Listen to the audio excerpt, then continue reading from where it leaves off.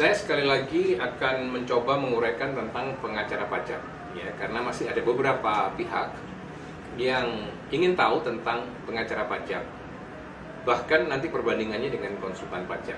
Nah, kali ini akan saya perjelas tentang apa itu pengacara pajak. Pertama, pengacara pajak itu tidak lain adalah seorang yang berlatar belakang sebagai advokat atau sebagai sarjana hukum praktisi, atau yang lebih populer lagi, yang biasa dikenal sebagai pengacara, yang mendapatkan pendidikan tambahan, pendidikan khusus di bidang perpajakan. Ya.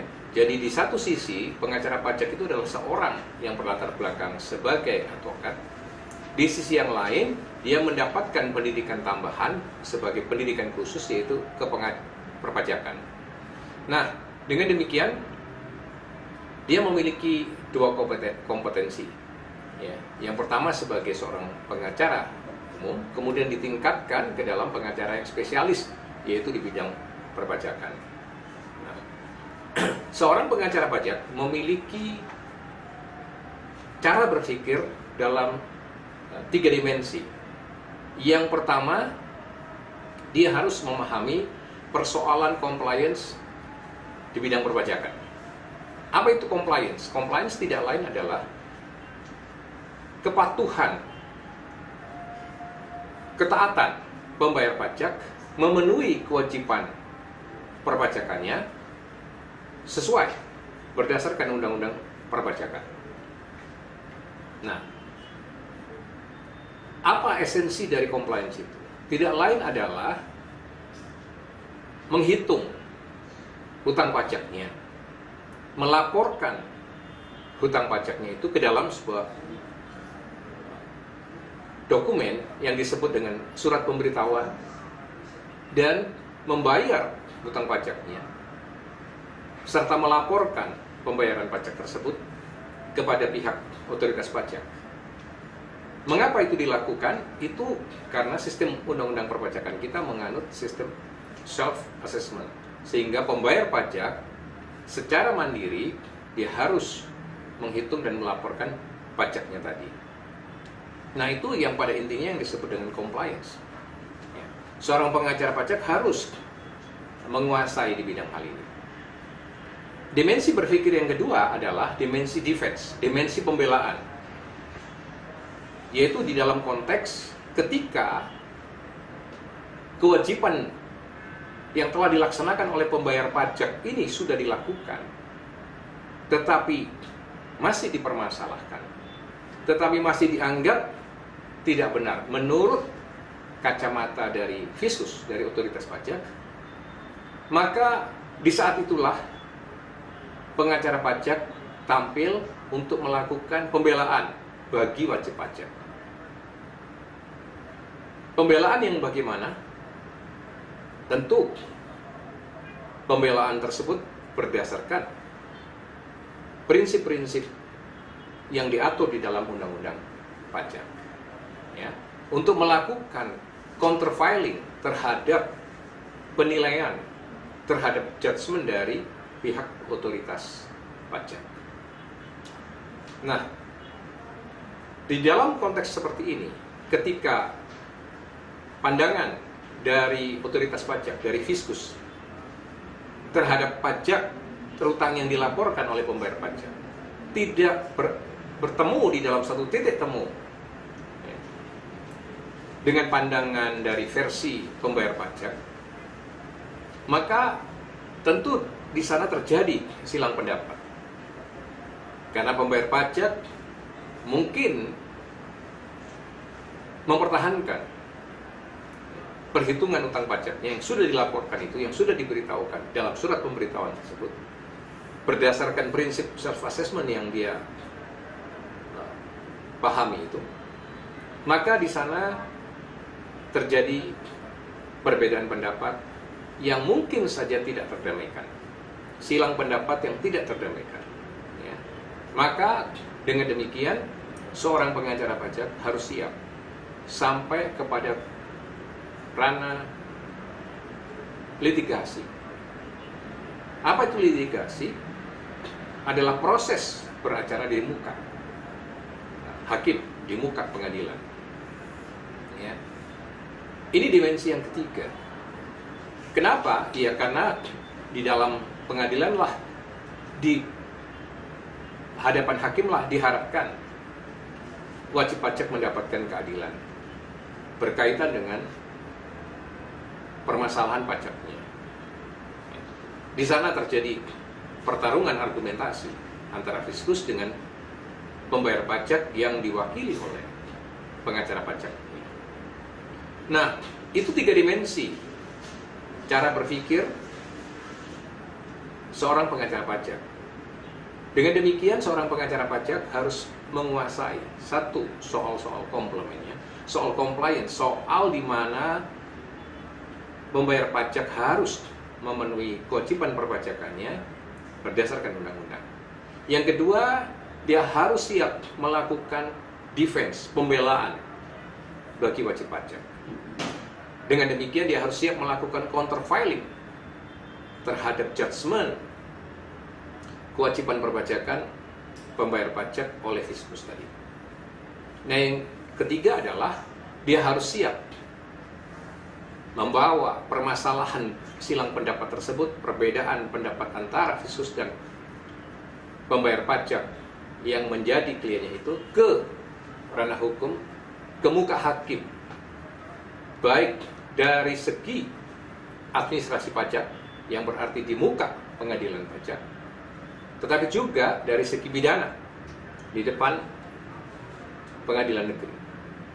Sehingga dengan demikian seorang pengacara pajak harus memiliki kompetensi di dalam 3 hal itu. Nah, bagaimana seorang pengacara pajak bisa sampai pada kompetensi itu? Tentu, seperti yang tadi saya katakan, harus melalui satu proses pendidikan khusus di bidang perpajakan. Yang kedua, setelah itu dia diuji, dan ketika dinyatakan lulus, maka dia diangkat sebagai pengacara pajak, lalu dihadapkan dia, diusulkan untuk penyumpahan oleh pengadilan tinggi. Sehingga dengan demikian seseorang berhak menyandang sebagai pengacara pajak. Karena seorang pengacara pajak adalah seorang profesional di bidang yang mulia, yang terhormat. Jadi, ada 2 hal yang harus dia penuhi. Kompetensi atau kredibilitas di bidang perpajakannya. Yang kedua adalah integritas moralnya. Karena itu, dia terikat oleh kode etik dan sumpah profesi tadi. Itu inti pekerjaan dari seorang pengacara pajak. Nah, hal ini kalau saya boleh bandingkan dengan profesi seorang konsultan pajak, mungkin ada persamaan dan ada perbedaan. Di mana persamaannya? Persamaannya adalah ketika menjalankan hal-hal yang berkaitan dengan compliance, nah itu dilakukan oleh konsultan pajak. Pengacara pajak di dalam konteks itu juga harus menguasai. Pada titik compliance, pada bidang compliance itulah titik temu antara konsultan pajak dan pengacara pajak. Tetapi ketika permasalahan pajak sudah masuk ke dalam defense, ke dalam pembelaan, dan apalagi masuk ke dalam ranah litigasi, maka di sana terjadi titik pisah antara konsultan pajak dan pengacara pajak. Seorang konsultan pajak sulit diharapkan untuk melakukan defense yang maksimal, mengingat tidak semua konsultan pajak itu berlatar belakang pendidikan sarjana hukum dan telah mengikuti pendidikan kepengacaraan atau pendidikan advokat, serta memiliki keterampilan di bidang litigasi. Seorang konsultan pajak tidak semua memahami persoalan-persoalan pidana, termasuk di dalamnya pidana pajak. Sehingga dengan demikian tidak dapat digeneralisir seorang konsultan pajak itu menguasai bidang-bidang pembelaan dan bidang-bidang litigasi tersebut. Nah, itu titik pisah yang pertama. Apalagi untuk masuk ke dalam proses pendampingan penyidikan manakala seorang pembayar pajak diduga, disangka ya, telah melakukan tindak pidana perpajakan. Dimulai dari pemeriksaan bukti permulaan sampai ke proses penyidikannya, itu semua syarat dengan selain perpajakan, tapi syarat dengan soal-soal yang berkaitan dengan hukum pidana dan doktrin-doktrin pidana, serta keterampilan bagaimana melakukan pembelaan di bidang itu. Dan itu semua adalah ranah dari pengacara pajak, bukan konsultan pajak. Ya. Maka kalau saya kaitkan dengan itu, dengan rancangan undang-undang konsultan pajak yang terakhir saya terima, di sana ada beberapa hal yang sepatutnya konsultan pajak sendiri kembali mengkritisi.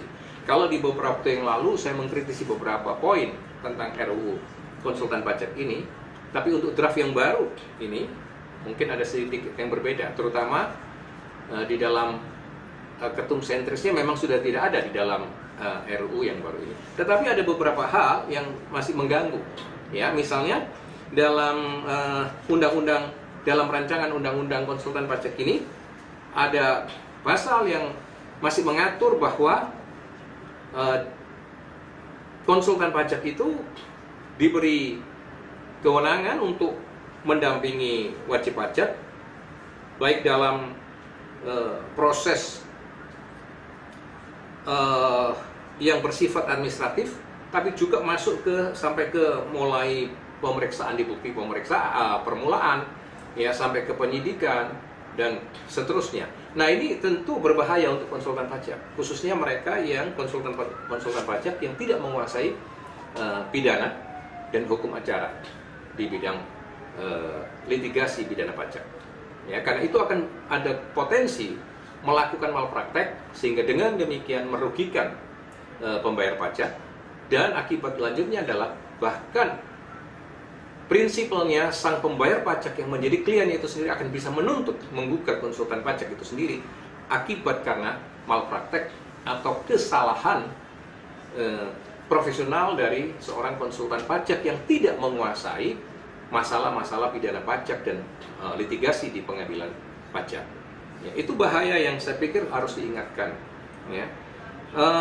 Selain itu, di dalam rancangan undang-undang ini juga masih ada nuansa, ya, nuansa yang bertentangan dengan Undang-Undang Dasar 45 dan putusan Mahkamah Konstitusi, khususnya putusan 63 tahun 2017 yang lalu, yang